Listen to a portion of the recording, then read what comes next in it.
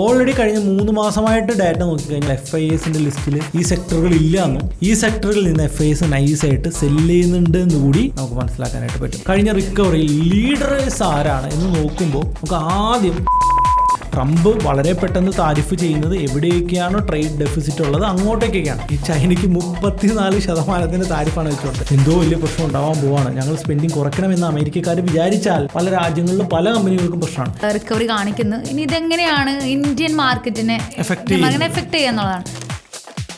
അങ്ങനെ April 2 നമ്മളെല്ലാവരും പ്രതീക്ഷിച്ചിരുന്ന April 2 നമുക്കറിയാം, നമുക്ക് സ്വാഭാവികമായിട്ട് അറിയാം, ട്രംപണ്ണൻ നമ്മൾ ഇങ്ങനെ വിളിച്ച് മോനെ ഇത്ര താരിഫൊക്കെ വെച്ച് തരാൻ വേണ്ടിയിട്ടാണ് പുള്ളി വിളിച്ചതെന്ന് നമുക്കറിയാം. അപ്പോൾ എന്തായാലും അതിൻ്റെ കാര്യത്തിൽ തീരുമാനമായിരിക്കുകയാണ്. 26% താരിഫാണ് ഇന്ത്യക്ക്. ഇന്ത്യയിലെ പ്രൊഡക്ട്സ് അമേരിക്കയിൽ ഇറക്കുമതി ചെയ്ത് അവിടെ കച്ചവടം ചെയ്യണമെങ്കിൽ ഇന്ത്യക്ക് ഇട്ടിരിക്കുന്നത് 26% നികുതിയാണ്. അതെ, എക്സ്ട്രാ കൊടുത്തേ പറ്റുള്ളൂ.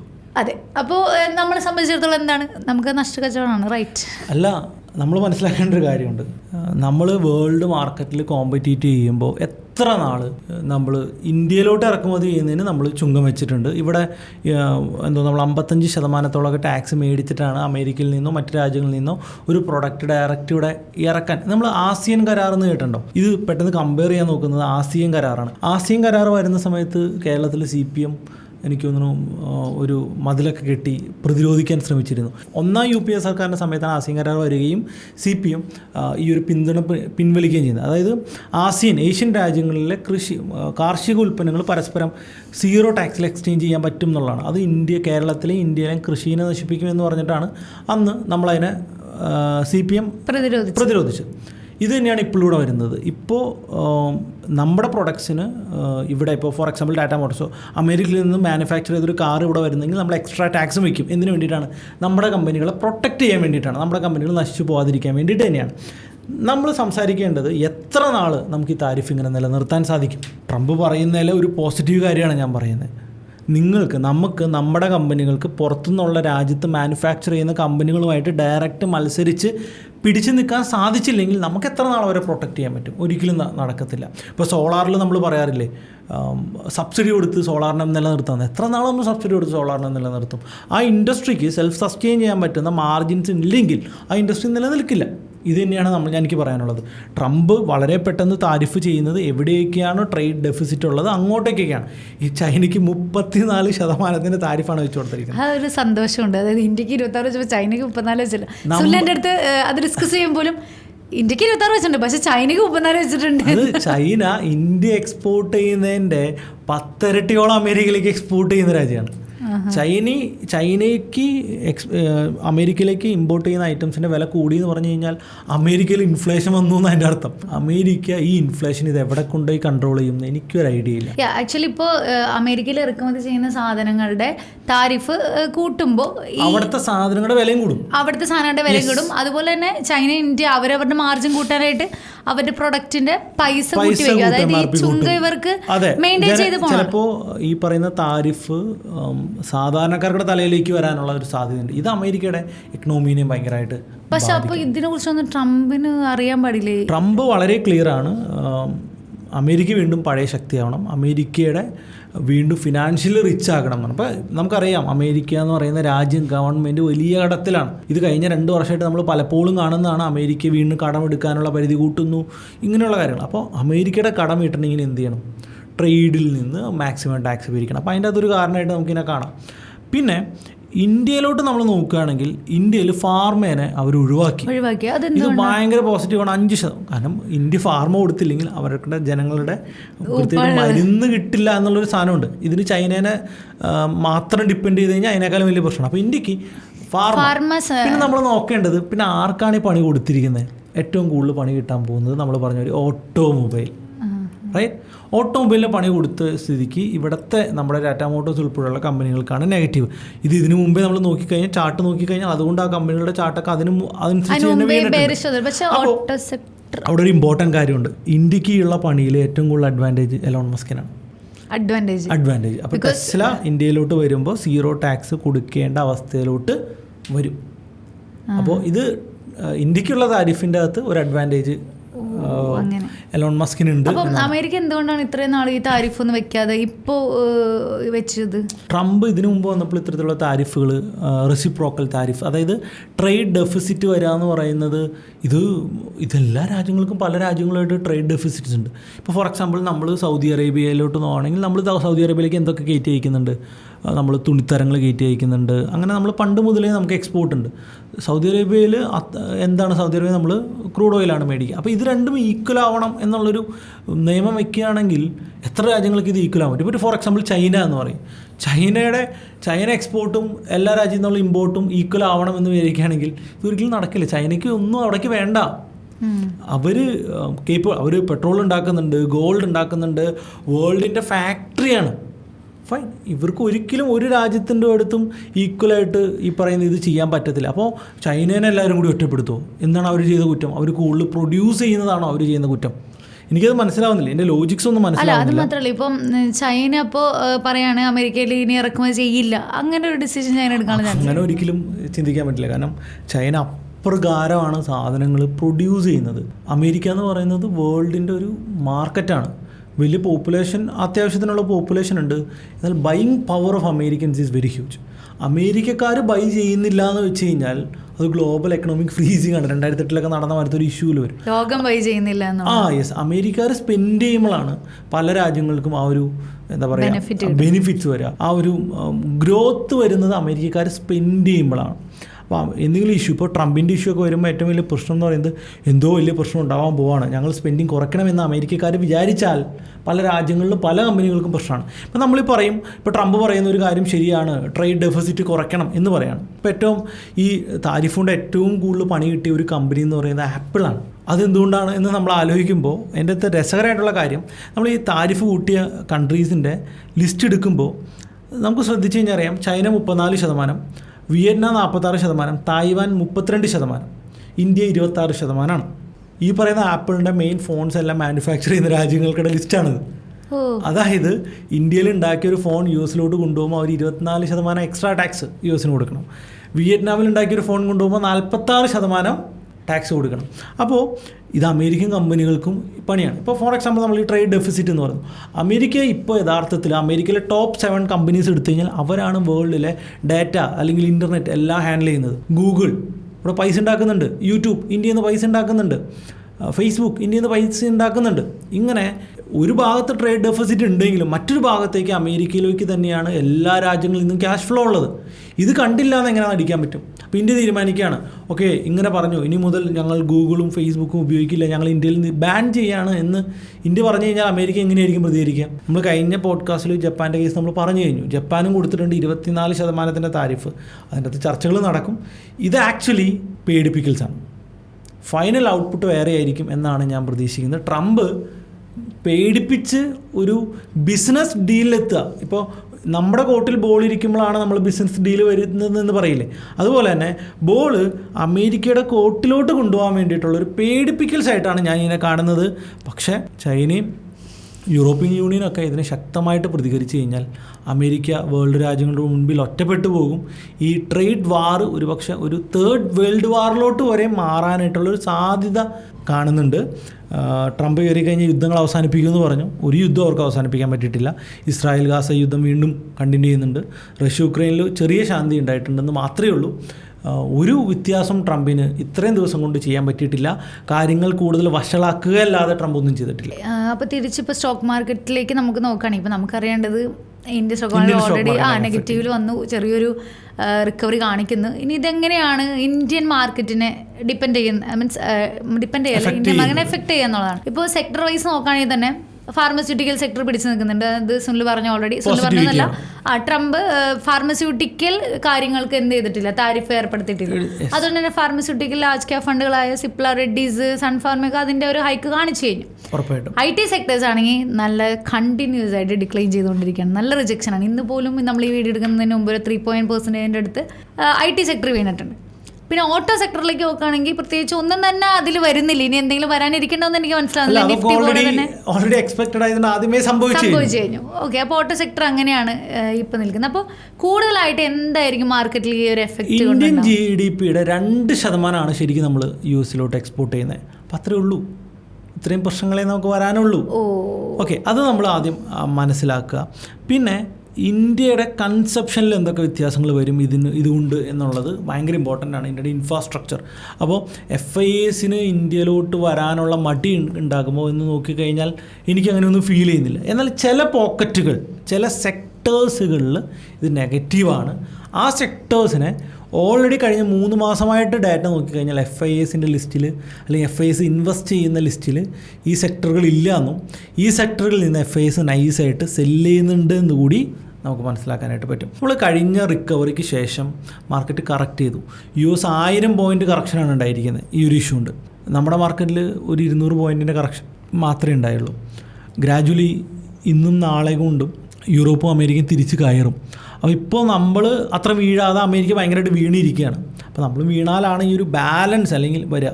എനിക്ക് തോന്നുന്നില്ല നമ്മൾ വീഴുമെന്ന് തോന്നുന്നില്ല. ഇന്നത്തെ മാർക്കറ്റും അങ്ങനെ തന്നെ സ്ട്രോങ് ആയിട്ട് തന്നെയാണ് പിടിച്ച് നിന്ന് നമ്മൾ ആ ഒരു ലെവൽ കീപ്പ് ചെയ്തിട്ട് തന്നെയാണ് പോകുന്നത്. 23,250 എന്ന് പറയുന്ന ലെവൽ മറ്റേ വടമിട്ട് കെട്ടിപ്പിടിച്ച് നിൽക്കുന്ന മാതിരി തന്നെയാണ് മാർക്കറ്റ് നിൽക്കുന്നത്. എക്സ്പയറി ഡേ കൂടിയാണ്. നാളെ കൂടുതൽ ഫാള് ചിലപ്പോൾ വന്നേക്കാം. എന്നാൽ US മാർക്കറ്റ് ഇന്ന് പയ്യെ റിക്കവർ ചെയ്യുകയാണെങ്കിൽ നമുക്ക് വലിയ കറക്ഷൻസ് ഒന്നും പെട്ടെന്നൊന്നും പ്രതീക്ഷിക്കേണ്ട. മൊത്തത്തിൽ എല്ലാ ആളുകളുടെയും ഒരു പോയിൻ്റ് ഓഫ് വ്യൂവിൽ ഇതൊരു ഇനി വീഴില്ല അല്ലെങ്കിൽ വീഴുമെന്ന് ആഗ്രഹിക്കുന്ന ആൾക്കാരും വളരെ കുറവായിട്ട് തന്നെ തോന്നുന്നു. ഒരു സൈഡ് വൈസ് അല്ലെങ്കിൽ ബുള്ളിഷ്നെസ് ഒക്കെയാണ് എല്ലാവരും പ്രതീക്ഷിക്കുന്നത്. നമ്മൾ ഈ റിക്കവറിയിൽ ഏറ്റവും ബുള്ളിഷ് പോയ സെക്ടേഴ്സിനെ നമ്മൾ പരിഗണിക്കുകയാണെങ്കിൽ നമുക്കതാണല്ലോ ഇനി നമ്മൾ ട്രേഡ് ചെയ്യണമെങ്കിൽ അതിന് ഇനി താരിഫ് വന്നു, ട്രേഡ് വന്നു, അങ്ങനെ പല കാര്യങ്ങളും വരും. അപ്പോൾ ഇനി എന്താണ്, ഇനി നമ്മൾ എവിടെയാണ് ചെയ്യേണ്ടത് അല്ലെങ്കിൽ ഏതൊക്കെ സെക്ടറുകളാണ് ഇമ്പോർട്ടൻ്റ് എന്ന് നോക്കിക്കഴിഞ്ഞാൽ നമുക്ക് മനസ്സിലാകുന്നത് ഈ ലീഡർഷിപ്പിൽ വരുന്ന സെക്ടേഴ്സിനെയാണ് നമ്മൾ പരിഗണിക്കേണ്ടത്. ലീഡർഷിപ്പിൽ ആരാണ്, കഴിഞ്ഞ റിക്കവറിയിൽ ലീഡേഴ്സ് ആരാണ് എന്ന് നോക്കുമ്പോൾ നമുക്ക് ആദ്യം ഫിനാൻസാണ്. ബാങ്കുകളെ കുറിച്ചിട്ടല്ല ഞാൻ പറയുന്നത്, ഫിനാൻസ് സെക്ടേഴ്സിൻ്റെ സ്റ്റോക്കുകളാണ് ഫസ്റ്റ് ലീഡർഷിപ്പിൽ വരുന്നത്. രണ്ടാമത് മെറ്റൽസ് ആൻഡ് സ്റ്റീലാണ്. മെറ്റലും സ്റ്റീലും അതിൻ്റെ അകത്തുണ്ട്. കെമിക്കൽസ് നമുക്ക് അതിൻ്റെ അകത്ത് മൂന്നാമത് പരിഗണിക്കാം. ഫെർട്ടിലൈസേഴ്സും അഗ്രികൾച്ചറൽ സ്റ്റോക്സുമാണ് നാലാമത് ബുള്ളിഷ് ട്രയൽ വന്നിരിക്കുന്നത്. അഞ്ചാമത് നമ്മൾ നോക്കുകയാണെങ്കിൽ ഹോട്ടൽ സെക്ടറാണ്. ഇന്ത്യ ഹോട്ടലൊക്കെ അത്രയ്ക്കാണ് റിക്കവർ ചെയ്തിരിക്കുന്നത്. ഹോട്ടൽ സെക്ടറാണ്. ആറാമത് നമുക്ക് സിമൻറ്റ് സെക്ടേഴ്സ്, ബിൽഡിംഗ് സെക്ടേഴ്സിനെയൊക്കെ നമുക്ക് പരിഗണിക്കാം. ഏഴാമത് നമ്മൾ പറഞ്ഞ പോലെ ഹോസ്പിറ്റൽ, മെഡിക്കൽ, ഡ്രഗ്സ്, ഈ പറയുന്ന കാറ്റഗറിയിൽപ്പെട്ട സ്റ്റോക്കുകളാണ് മൂവ് ചെയ്തിരിക്കുന്നത്. അതിന് താഴെ മാത്രമാണ് ഇത്ര നാളായിട്ട് ബാങ്കും പെർഫോം ചെയ്തിരിക്കുന്നത്. അപ്പോൾ ആരൊക്കെയാണ് അടുത്ത ലീഡേഴ്സ് എന്ന് ചോദിച്ചു കഴിഞ്ഞാൽ ഇതാണ് അതിൻ്റെ ഓർഡേഴ്സ്. ഈ സെക്ടറുകളിലെ സ്റ്റോക്കുകൾ ചിലപ്പോൾ ഈ സെക്ടറുകളിലെ ഒന്നും എന്തും ചെയ്തിട്ടില്ല, താരിഫ് എഫക്റ്റ് പോലും ചെയ്തിട്ടില്ല. ഇമ്പോർട്ടൻ്റ് ആണ്. FIAs ഇത്തരത്തിലുള്ള സെക്ടറുകളിലെ സ്റ്റോക്കുകൾ കണ്ടിന്യൂസ്ലി ബൈ ചെയ്തുകൊണ്ടേയിരിക്കുകയാണ്. ഫിനാൻസിലൊക്കെ ചില സെക്ടേഴ്സിൽ എല്ലാ FIAസും അവരുടെ ഹോൾഡിങ്സ് കൂട്ടുന്നുണ്ട്. അത് അറിയാവുന്ന അത്തരത്തിലുള്ള സ്റ്റോക്കുകളുണ്ടെങ്കിൽ കമൻറ്റും ചെയ്യട്ടെ. എല്ലാവർക്കും അറിയാവുന്ന കാര്യങ്ങളാണ്. കഴിഞ്ഞൊരു മാസത്തെ ബൾക്ക് ഡീല്, ബ്ലോക്ക് ഡീല് പോയി നോക്കുകയാണെങ്കിൽ ബൾക്ക് ഡീലും ബ്ലോക്ക് ഡീലും എങ്ങനെയാണ് നോക്കുന്നതെന്ന് നമ്മൾ ഓൾറെഡി ഒരു വീഡിയോ ചെയ്തിട്ടുണ്ട്. നിങ്ങൾക്ക് ആ വീഡിയോ ചെക്ക് ചെയ്ത് കഴിഞ്ഞാൽ അത് വെച്ചിട്ട് നിങ്ങൾക്ക് സിൽവിയാണോ ചെയ്തിരിക്കുന്നത്? ഞാൻ ലെങ്ത് വീഡിയോ, യൂട്യൂബ് വീഡിയോ ചെയ്തിട്ടുണ്ട്. ഓക്കെ, അപ്പോൾ അതെങ്ങനെ നോക്കാം, ഏതൊക്കെ FIAസിൻ്റെ പോർട്ട്ഫോളിയോ ആണ് നോക്കേണ്ടതെന്നൊക്കെ നമ്മൾ screener.com ഉപയോഗിച്ചിട്ട് നമ്മൾ പറഞ്ഞു കൊടുത്തിട്ടുണ്ട്. ഇതൊക്കെയാണ് എനിക്ക് പറയാനുള്ളത്. എന്നാൽ മാർക്കറ്റ് ഭയങ്കര ബുള്ളിഷാണോ എന്ന് വെച്ച് കഴിഞ്ഞാൽ അങ്ങനെ ഒരു ബുള്ളിഷ്നെസ് ഇല്ല. ഭയങ്കര വീക്കാണോ, ഇതുകൊണ്ട് നമ്മുടെ മാർക്കറ്റാണ് പൊട്ടി തകരുമെന്ന് വെച്ച് കഴിഞ്ഞാൽ അതിനുള്ള സാധ്യതയില്ല. സൈഡ് വൈസ് ബുള്ളിഷ്നെസ് കണ്ടിന്യൂ ചെയ്തേക്കാം. ട്രംപല്ല, ഇനി ആരൊക്കെ വന്നാലും ഒരു ഷോർട്ട് ടൈമിൽ ഇന്ത്യൻ മാർക്കറ്റിന് ഒരു പ്രശ്നങ്ങളും ഇല്ല. ലോങ് ടൈമിൽ ഒട്ടും തന്നെ പ്രശ്നങ്ങളില്ല എന്ന് എല്ലാവർക്കും അറിയാം. ഷോർട്ട് ടൈമിൽ പ്രശ്നങ്ങളില്ല. പക്ഷേ IT വലിയ ഫാളാണ്. ITക്ക് ഇന്ന് താരിഫിൻ്റെ ഇഷ്യൂ ഉണ്ട്. ഇത് IT കമ്പനികൾ അല്ലെങ്കിൽ അമേരിക്ക പിന്നെ എന്തെങ്കിലും IT പറഞ്ഞാൽ അപ്പോൾ ആദ്യം തകർന്ന IT ആണ്. പക്ഷേ എനിക്ക് തോന്നുന്നു ബെയറിഷ് മാർക്കറ്റിൽ IT പിടിച്ചെന്നുള്ളതാണ്. പക്ഷെ ITയുടെ കറക്ഷൻ എപ്പോഴും എന്താ പറയുക, റിക്കവറി നമുക്ക് എപ്പോഴും സാധ്യതയുള്ളൊരു കറക്ഷൻ അല്ലേ? അല്ല, ITയിലെ ഇന്ത്യൻ IT കമ്പനികളിൽ നമ്മൾ സർവീസ് സെക്ടറാണ് കൂടുതൽ ചെയ്യുന്നത് എന്നുള്ളൊരു പ്രശ്നം നമുക്കുണ്ട്. ഇപ്പോൾ യൂസിലാണെങ്കിൽ ആക്സെഞ്ചറാണ് ഈ കാറ്റഗറിയിൽ ചെയ്യുന്നത്. ആക്സെഞ്ചർ ഭയങ്കരമായിട്ട് വീണിട്ടുണ്ട് കഴിഞ്ഞ ദിവസങ്ങളിൽ. അതിൻ്റെ ഒരു തുടർച്ചയാണ്. ഇന്ന് അതിനേക്കാൾ ഇൻട്രസ്റ്റിംഗ് ഒരു കാര്യം ഡാബറിൻ്റെ റിസൾട്ടാണ്. 7% ഡാബർ എന്ന് വീണത്. FMCG സെക്ടേഴ്സ് ഭയങ്കര വീക്കാണ് എന്ന് വീണ്ടും വീണ്ടും കാണിച്ചുകൊണ്ടിരിക്കുക. Q4 റിസൾട്ടുകൾ വന്നു. ഇന്ന് ബന്ധൻ ബാങ്കിൻ്റെ എന്തോ Q4 എന്നാണ് വന്നിട്ടുണ്ടെന്ന് തോന്നുന്നു. വളരെ പോസിറ്റീവാണ്. ബാങ്കുകളുടെ റിസൾട്ടുകൾ പോസിറ്റീവാണ്. FMCG റിസൾട്ടുകൾ നെഗറ്റീവാണ്. അപ്പോൾ നമ്മൾ കോൺസെൻട്രേറ്റ് ചെയ്തിരിക്കുന്ന, നമ്മൾ വീണ്ടും വീണ്ടും പറഞ്ഞുകൊണ്ടിരിക്കുന്ന അടുത്ത ബുള്ളിഷ് റാലി ഉണ്ടാകുമെന്ന് നമ്മൾ എക്സ്പെക്റ്റ് ചെയ്തുകൊണ്ടിരിക്കുന്ന സെക്ടേഴ്സാണ് ഈ ലീഡേഴ്സായിട്ട് വരുന്നത്. അവരുടെ Q4 റിസൾട്ടുകൾ ഭയങ്കര അടിപൊളിയാണ്. ഇന്ത്യയുടെ മൈക്രോ എക്കണോമിക്കൽ ഡാറ്റാസും ഭയങ്കര പോസിറ്റീവാണ്. വളരെ കൂളായിട്ട് നിൽക്കുകയാണ്. ഞാൻ പറയുന്നത് ഇന്ത്യ ചൈനയുടെയും യൂറോപ്യൻ യൂണിയൻ്റെയും കൂടാതെ സൈലൻ്റ് ആയിട്ട് ഇരിക്കുന്നതാണ് ഈ സമയത്ത് ഏറ്റവും നല്ലത്.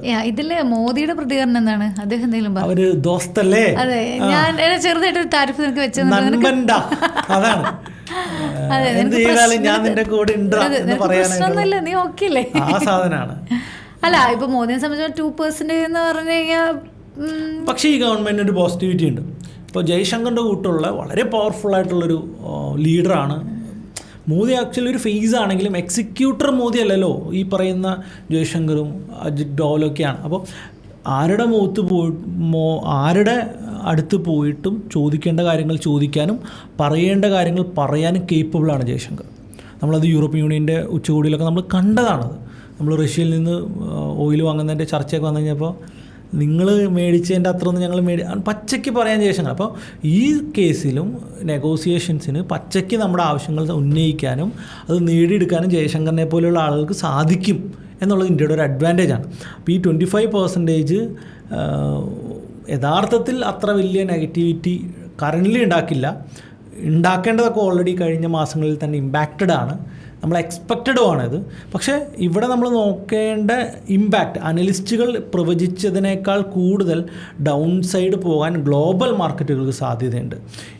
ഇപ്പോൾ നമ്മൾ ചൈനയുടെ കേസ് പറയുമ്പോൾ ഈ പറയുന്ന തായ്വാൻ ആണെങ്കിലും അല്ലെങ്കിൽ വിയറ്റ്നാം ആണെങ്കിലും ചൈനയാണെങ്കിലും ഒക്കെ 30% മുകളിൽ താരിഫുണ്ട്. China 34, Vietnam 46, Taiwan 32. ഇലക്ട്രോണിക് മാനുഫാക്ചേഴ്സിൽ വേൾഡിലെ ലീഡേഴ്സാണ് ഈ കൺട്രീസിനാണ് ഈ പണി കൊടുത്തിരിക്കുന്നത്. അപ്പോൾ ഇന്ത്യയിൽ ഇലക്ട്രോണിക്സ് മാനുഫാക്ചേഴ്സിൽ അവർ കൊടുത്തിട്ടുണ്ട്. അപ്പോൾ ഇലക്ട്രോണിക്സിന് പുറത്തുനിന്ന് കൊണ്ടുവരണ്ട, ഇവിടെ ഉണ്ടാക്കൂ എന്നുള്ളതാണ് അവരുടെയും. പക്ഷെ അതൊക്കെ എത്ര പോസിബിളാണ്? അമേരിക്കയിലൊന്നും നടക്കാൻ പോകുന്നില്ല എന്ന് തന്നെയാണ് എനിക്ക് തോന്നുന്നത്.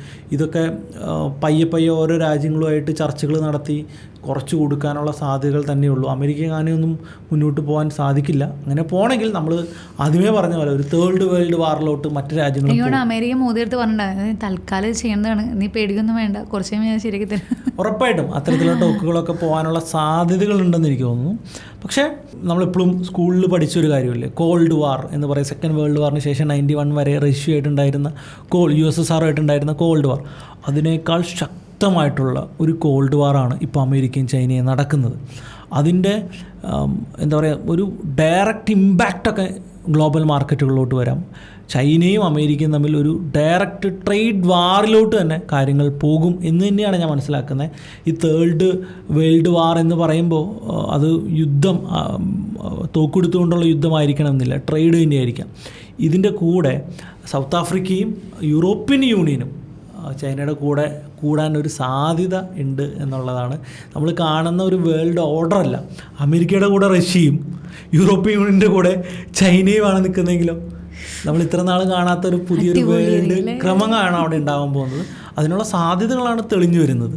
അപ്പോൾ ചൈന ഇപ്പോൾ കോൺസെൻട്രേറ്റഡ് ആയിട്ടൊരു വേൾഡും അമേരിക്ക കോൺസെൻട്രേറ്റഡ് ആയിട്ടുള്ള മറ്റൊരു വേൾഡുമായിട്ട് ലോകം ചുരുങ്ങും. അവർ തമ്മിൽ വലിയ ട്രേഡ് വാറുകൾ തമ്മിൽ അടുത്ത വർഷങ്ങളിൽ ഉണ്ടാകും. ട്രംപ് എന്ന് പറയുന്ന വ്യക്തി ഒരു പക്ഷേ ഇത് അമേരിക്കയുടെ അന്തകനായിട്ട് മാറാൻ സാധ്യതയുണ്ട്. അല്ലെങ്കിൽ അത്ഭുതങ്ങൾ സംഭവിച്ച് അമേരിക്ക വീണ്ടും വലിയ ശക്തിയായിട്ട് മാറും എന്നാണ് എനിക്ക് തോന്നുന്നത്. പക്ഷേ രണ്ടാമത് പറഞ്ഞ കാര്യം നടക്കാൻ വലിയ സാധ്യതകളൊന്നുമില്ല. നമ്മൾ 2008 ബറാക്ക് ഒബാമയെ കുറിച്ച് പറയും. ബറാക്ക് ഒബാമ ആണ് അമേരിക്ക കണ്ട ഏറ്റവും നല്ല പ്രസിഡന്റുമാരിലുള്ള. അമേരിക്ക നേരിട്ട ഏറ്റവും വലിയ എക്കണോമിക് ക്രൈസിസിലാണ് അദ്ദേഹം പ്രസിഡൻ്റായിട്ടിരിക്കുന്നത്. വലിയ പ്രോബ്ലത്തിൽ നിന്ന് അമേരിക്കനെ കയറ്റിക്കൊണ്ടുവന്നതിൽ ട്രംപിൻ്റെ ദീർഘവീക്ഷണം ഭയങ്കര സ്ട്രോങ് ആയിരുന്നു. പറയാനുള്ള കാര്യം ബറാക്ക് ഒബാമയുടെ നേതൃത്വം ഭയങ്കര അടിപൊളിയായിരുന്നു. അങ്ങനത്തെ ഒരു നേതാവിനെയാണ് അമേരിക്കയ്ക്ക് ആക്ച്വലി ആവശ്യം. അല്ലാതെ ഇതുപോലുള്ള എന്താ പറയുക, അങ്ങനെ മ്യൂട്ടൊക്കെ ഇടേണ്ടി വരും. ഇതുപോലുള്ളൊരു നേതാവിനെയല്ല അമേരിക്കയ്ക്ക് ആവശ്യം. ഇന്ത്യൻ സ്റ്റോക്ക് മാർക്കറ്റിൽ നമുക്ക് ധൈര്യമായിട്ട് തന്നെ ഫോക്കസ് ചെയ്യാം. ഒരു പ്രശ്നങ്ങളും ഷോർട്ട് ടൈമിൽ പോലും ഈ ഒരു ഇഷ്യൂ കൊണ്ട് നമ്മൾ ഡയറക്റ്റ്ലി ഇമ്പാക്ട് ചെയ്യാം. പിന്നെ ഒരു കാര്യം സംസാരിക്കാനുള്ളത്, സ്വർണ്ണവില കുതിക്കുകയാണ്. അപ്പോൾ പലരും ചോദിക്കുന്നുണ്ട് എന്തുകൊണ്ടാണ് സ്വർണ്ണവില ഇങ്ങനെ കൂടുന്നത്, ട്രംപ് താരിഫ് കൂട്ടിയതുകൊണ്ട് എന്തിനാണ് സ്വർണ്ണവില കൂടുന്നത് എന്നുള്ള ക്വസ്റ്റ്യൻസ് ഒരുപാട് പേര് ചോദിക്കുന്നുണ്ട്. എന്തുകൊണ്ടാണ് ഈ സ്വർണ്ണവില? ഇപ്പം നമുക്ക് ഓൾറെഡി അറിയാം, മാർക്കറ്റ് വീഴുമ്പോൾ സ്വാഭാവികമായിട്ടും സ്വർണ്ണത്തിലേക്കാണ് ഇൻവെസ്റ്റ്മെൻറ്റ്സ് പോകുന്നത്, അതുകൊണ്ട് സ്വർണ്ണവില കൂടും. ഇവിടെ അതിനേക്കാൾ ഇമ്പോർട്ടൻ്റ് ഒരു കാര്യം, അമേരിക്കൻ കോൺസെൻട്രേറ്റഡ് ആയിട്ടുള്ള ഡോളറിലാണ് വേൾഡ് മൊത്തം ട്രേഡ് നടത്തുന്നത്. ഈ ഡോളറിനെ വിശ്വാസമില്ലാത്ത ആവുകയും അമേരിക്ക പുതിയതായിട്ട് വെച്ച ട്രേഡ് വാറിൽ പങ്കെടുക്കുകയും ചെയ്ത് കഴിഞ്ഞാൽ പല രാജ്യങ്ങളും ഡോളറിലുള്ള കച്ചവടങ്ങളെ നിർത്തും. ഡോളറിലുള്ള കച്ചവടങ്ങൾ നിർത്തിക്കഴിഞ്ഞാൽ പിന്നെ വേൾഡിന് കച്ചവടം ചെയ്യാൻ ഒന്നേ ഉള്ളൂ, ദാറ്റ് ഇസ് ഗോൾഡ്. അപ്പോൾ അമേരിക്കയോടുള്ള ട്രസ്റ്റ് കുറഞ്ഞു വരുന്നതിൻ്റെ ഭാഗം എന്ന് പറഞ്ഞു കഴിഞ്ഞാൽ ഗോൾഡിലോട്ട് കൂടുതൽ ട്രസ്റ്റ് പഴയ പോലെ തിരിച്ചു വരും എന്നാണ്. ചൈനയൊക്കെ അപ്രകാരമാണ് ഗോൾഡ് വാങ്ങിക്കൂട്ടുന്നത്, ഇന്ത്യ അപ്രകാരമാണ് ഗോൾഡ് വാങ്ങിക്കൂട്ടുന്നത്. ചൈനയിൽ കഴിഞ്ഞ ദിവസങ്ങളിൽ 2 പുതിയ ഗോൾഡ് മൈനുകൾ കണ്ടെത്തിയിട്ടുണ്ട്, ഭയങ്കരമായിട്ടുള്ള. അപ്പോൾ എല്ലാ രാജ്യങ്ങളും സാറ്റലൈറ്റ് ടെക്നോളജി ഒക്കെ ഉപയോഗിച്ചുകൊണ്ട് എവിടെയാണ് ഗോൾഡ് മൈൻ ഉള്ളതെന്ന് ഇങ്ങനെ തപ്പിക്കൊണ്ട് കിടക്കുകയാണ്. എത്ര താഴത്താണെങ്കിലും അത് പോയി എടുത്ത് ഗോൾഡ് റിസർവുകൾ കൂട്ടി വയ്ക്കാം എന്നുള്ള രീതിയിലേക്കാണ് പല രാജ്യങ്ങളും വർക്ക് ചെയ്യുന്നത്. അപ്പോൾ ഗോൾഡ് എന്ന് പറയുന്നത് ട്രസ്റ്റാണ്. എവിടെയൊക്കെ ട്രസ്റ്റ് വീക്കാവുന്നോ അപ്പോഴൊക്കെ ഗോൾഡിൻ്റെ വില കൂടും. തീർച്ചയായിട്ടും. അപ്പം നമുക്കിപ്പോൾ ഈ പറഞ്ഞ SGB ബോൺസ് ഇല്ല, ഓർണമെന്റ്സ്, ഗോൾഡ് പീസ് മാത്രമേ ഉള്ളൂ. ഞാൻ 52 രൂപ ഇല്ലെങ്കിൽ ഗോൾഡ് ബാർ മേടിച്ച് വെക്കൂ. വലിയ വലിയ കള്ളന്മാരുണ്ടോ? കള്ളന്മാർ കൊണ്ടുപോകാതെ നമുക്ക് പല രീതിയിലും ഗോൾഡ് ഉറുമ്പരിച്ച് പോകുന്നില്ലല്ലോ. വീട്ടിൽ വലിയ കുഴിയൊക്കെ എടുത്ത് കുഴിച്ചിട്ട് കാശുള്ള ഗോൾഡൊക്കെ മേടിച്ച് വെക്കട്ടെ. അല്ല, ഗോൾഡ് ബാറായിട്ട് മേടിച്ച് വെക്കുന്നത് വളരെ നല്ല ഇൻവെസ്റ്റ്മെൻറ്റ് തന്നെയാണ്, സെക്യൂറാണ്. കള്ളന്മാർ എടുത്തുകൊണ്ട് പോകുന്ന കേസ് ഇത് നടക്കുന്നുണ്ട്. ഇപ്പോൾ എൻ്റെ ഒരു ഫ്രണ്ട് ഉണ്ട്, അവൻ ബാംഗ്ലൂർ ബേസ് ചെയ്തിട്ടുള്ള പല ഇൻവെസ്റ്റേഴ്സിനും ഗോൾഡ് ബാറുകളും സിൽവർ ബാറുകളും എടുത്തു കൊടുക്കുന്ന ഒരാളാണ്. ബാറുകൾ എടുത്തു കൊടുക്കും. അതെന്ന് വെച്ചാൽ വലിയ വലിയ ആളുകൾക്ക് ഡൈവേഴ്സിഫൈ ചെയ്യണ്ടേ, അപ്പം ഗോൾഡ് ബാറുകളും സിൽവർ ബാറുകളും ഒക്കെ ആയിട്ട് എടുത്തു വെക്കുന്ന ആളുകളുണ്ട്. പിന്നെ നമുക്ക് ഡിമാറ്റ് ഓപ്പൺ ചെയ്ത് എത്ര ശതമാനം കയറിയെന്ന് അറിയാൻ പറ്റില്ല എന്നുള്ളൊരു ഫീലാണ്. ഫിസിക്കലി എടുത്ത് വയ്ക്കുമ്പോൾ കുറേ നാൾ എടുത്ത് വെക്കാനും പറ്റും. ഒരു 5 കൊല്ലമൊക്കെ കഴിഞ്ഞ് ഗോൾഡ് വീണ്ടും ഡബിൾ ആയാലോ? അല്ല, ഗോൾഡിൻ്റെ ഒരു ഡബിൾ ഈ ഒരു കാലയളവിൽ നമ്മൾ കാണുന്നത് പോലെ അല്ലേ. ഒരു പവൻ മേടിക്കണമെങ്കിൽ ഏകദേശം ഇപ്പം 77,000 പണിക്കൂലി അടക്കം. 40,000 ഉള്ള സമയത്ത് ഗ്ലോബൽ മാർക്കറ്റ് റെസിസ്റ്റൻസ് ബ്രേക്ക് ചെയ്യുന്നൊരു സമയമായിരുന്നു. അതെ, സുനിൽ എന്ന് പറയുന്നുണ്ടായിരുന്നു. നമ്മൾ ആ ഒരു കപ്പൻ ഹാൻഡിലാണെന്ന് തോന്നുന്നു, ഐ തിങ്ക് സോ. ബ്രേക്ക് ചെയ്യാൻ പോവാണ്. ആ സമയത്താണ് നമ്മൾ ഈ ഗോൾഡിന്റെ ഈ കാര്യങ്ങളൊക്കെ ഒരുപാട് ഹൈലൈറ്റ് ചെയ്ത് പറഞ്ഞു. 10 കൊല്ലം കൊണ്ട് ഡബിൾ ആവുന്നതാണ് എക്സ്പെക്ട് ചെയ്തത്. 2 കൊല്ലം കൊണ്ട് ഡബിൾ ആവുന്ന ഒരു അവസ്ഥയിലെത്തി. തീർച്ചയായിട്ടും. ഓക്കെ, അപ്പോൾ താരിഫിൻ്റെ ഇഷ്യൂസൊക്കെ ഇത്ര മാത്രമാണ് ഇന്ത്യൻ മാർക്കറ്റിനെ ബാധിക്കുള്ളൂ. നമുക്ക് സമാധാനിക്കാൻ പറ്റുന്നൊരു വകയുണ്ട്. അപ്പോൾ എന്തായാലും ഒരു സൈഡ് വേസ് ആയിട്ട് മാർക്കറ്റ് പതിയെ റിക്കവർ ചെയ്യട്ടെ. ചെറിയ കറക്ഷൻ പെൻഡിങ് ഉണ്ട് എന്ന് ഞാൻ വിശ്വസിക്കുകയാണ്. ഇങ്ങനെ ഒരു കറക്ഷൻ വന്നാലും എനിക്ക് പറയാനുള്ളത്, ഞാൻ ഈ പറഞ്ഞ ചില പോക്കറ്റ് അതും ചിലപ്പോൾ കറക്റ്റ് ചെയ്യും. അത് ചിലപ്പോൾ 2-3% വീണാൽ അതെല്ലാം ഓപ്പർച്യൂണിറ്റീസാണ്. ഫിനാൻസ്, ഈ പറയുന്ന മെറ്റൽ, കെമിക്കൽ സെക്ടേഴ്സിലൊക്കെ അല്ലെങ്കിൽ ഹോസ്പിറ്റൽ സെക്ടേഴ്സിലൊക്കെ താരിഫ് കൊണ്ടൊരു കറക്ഷൻ വന്നാൽ അത് ഓപ്പർച്യൂണിറ്റിയാണ്. നല്ല റിസ്ക് റിവാർഡിൽ അത്തരത്തിലുള്ള സ്റ്റോക്കുകൾ ആഡ് ചെയ്ത് വെക്കുക. ഇതാണ് നമ്മൾ ചെയ്യേണ്ടത്. അപ്പോൾ എന്തായാലും ഇനി അടുത്ത് എന്തെങ്കിലും ആയിട്ട് ട്രംപ് വരട്ടെ. തീർച്ചയായിട്ടും ട്രംപിനെ നമുക്ക് പ്രതിരോധിക്കാം. അപ്പൊ നമുക്കറിയില്ല ഇനി ട്രംപ് എന്തുകൊണ്ടാണ് വരാൻ പോകുന്നത്. ട്രംപിന് ആരും മണി കിട്ടും, ഇതാണ് നമ്മൾ ഇനി അടുത്ത ദിവസങ്ങളിൽ കാണാൻ പോകുന്നത്. യൂറോപ്യൻ യൂണിയനും ചൈനയ്ക്ക് അത് സാധിക്കുമോ എന്ന് തന്നെ നമുക്ക്. ട്രംപിനെ ആര് പിടിച്ചു കിട്ടും എന്നുള്ളത് തന്നെയാണ്. ട്രംപ് ഇങ്ങനെ നിൽക്കുകയാണ് വാടാ എന്ന് പറഞ്ഞുകൊണ്ട്. അപ്പോൾ എന്തായാലും നമുക്ക് പ്രതീക്ഷിക്കാം, എന്തായാലും ഇന്ത്യൻ മാർക്കറ്റിനെ സമാധാനിക്കാനുള്ളൊരു വകയുണ്ട്. അപ്പോൾ എന്തായാലും അടുത്തൊരു പോഡ്കാസ്റ്റ് ആയിട്ട് കാണുന്നവരേക്കും.